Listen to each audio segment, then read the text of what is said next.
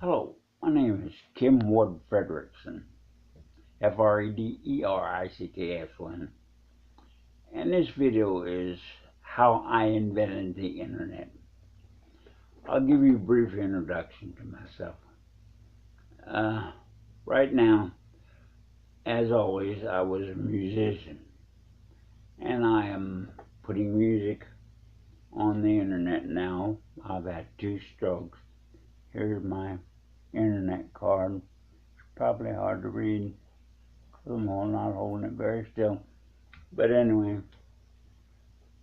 I invented most of the internet, or had my hand in it. How this started was I was thrown in jail for smoking pot and drinking alcohol. And while I was in jail, I had a revelation from God. God told me to go to college, quit drinking, quit smoking weed, and learn everything I could about life. So that's what I decided to do. So I got out of jail, and at the age of 21, I quit being in a rock band, which I'd been in since 6th grade, and decided to go to IU, Indiana University. While I was there, I got a degree in biology and chemistry, a bachelor's degree, then a master's degree in instructional systems technology.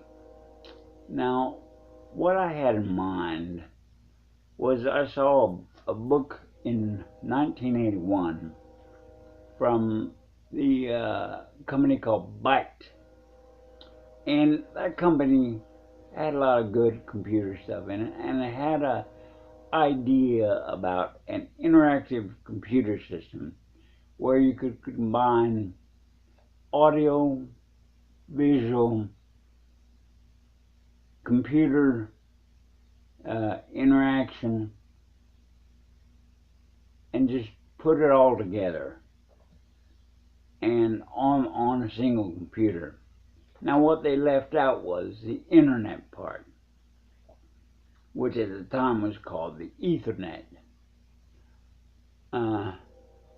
So anyway, after I graduated with my master's degree, I went to a company called DEC, Digital Equipment Corporation, and I wrote this book. It's called IVIS, for Interactive Video Information System.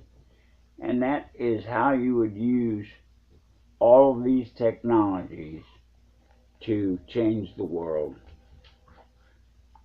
And I did. I got that job because they've written my dissertation for my doctor's degree. And anyway, DEC, while I was working at DEC, I created a menu-driven system like DOS, only it was done using the digital command language. But it looked like DOS, but on that I used the internet to where you could have a menu-driven DOS-like application that would connect to any computer on the internet.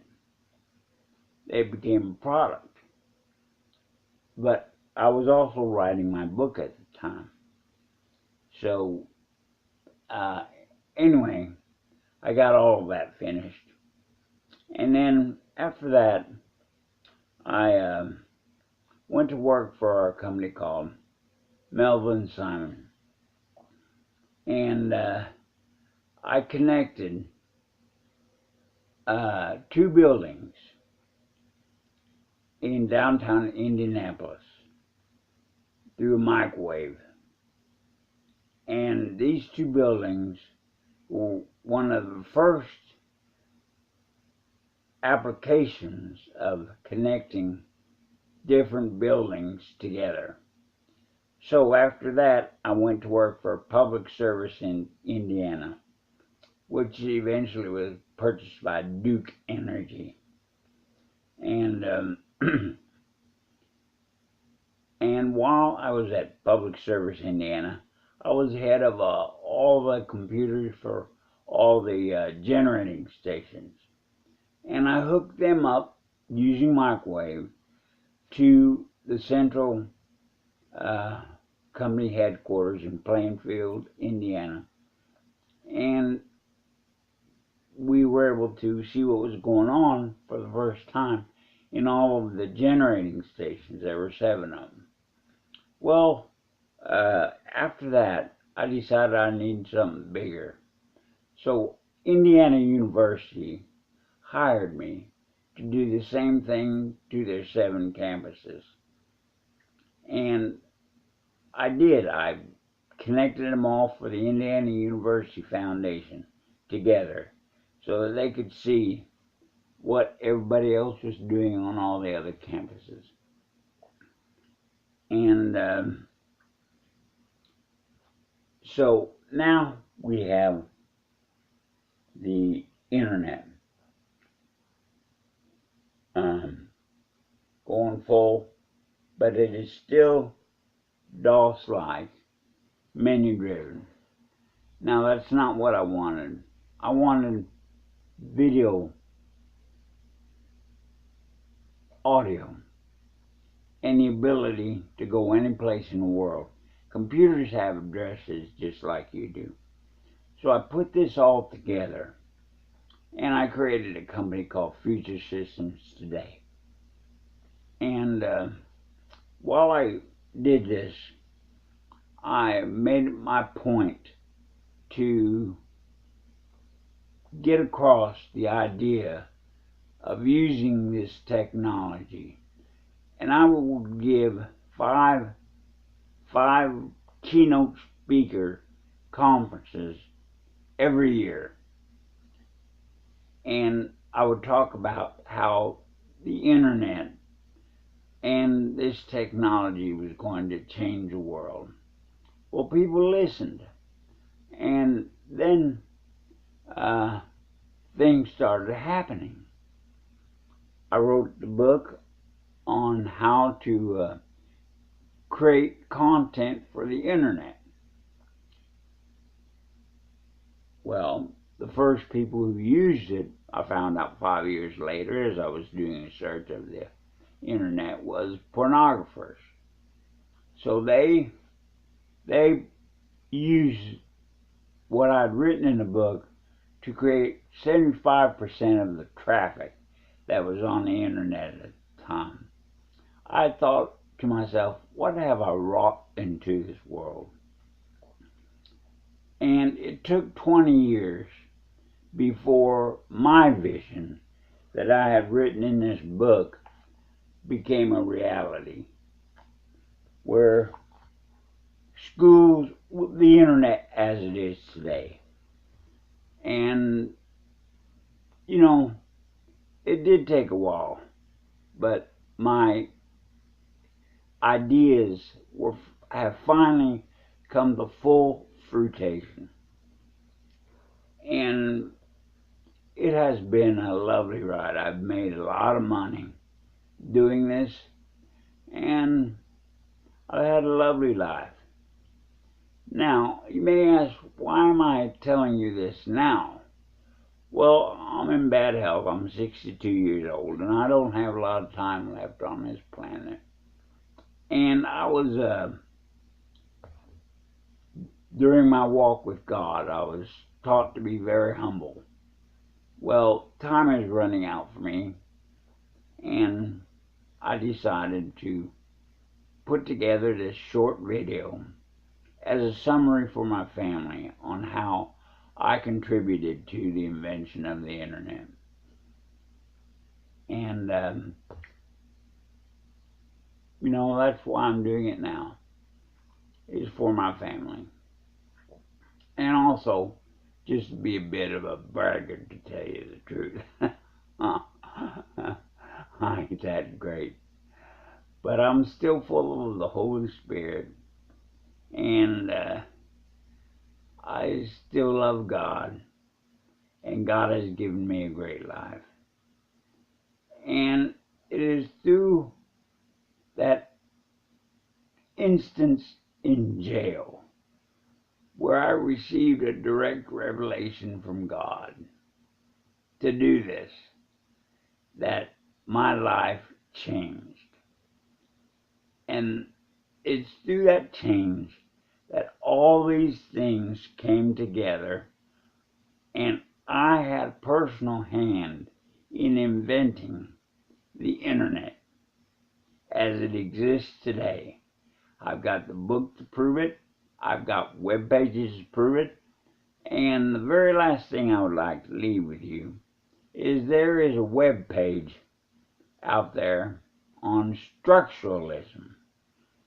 And on that web page, let me see if I got it here someplace. It is Kim Ward Fred blogspot.com. If you look that up, you will see my philosophy in one page. And it is about how structure is needed and how it is also being changed. My favorite quote is constant change is here to stay. And I know this because a lot of the companies I used to work for are out of business. So anyway, this is just a short video to tell you how I invented the internet. And it's really just, I'm also going senile.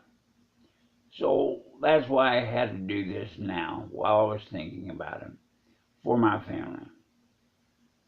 And for you too.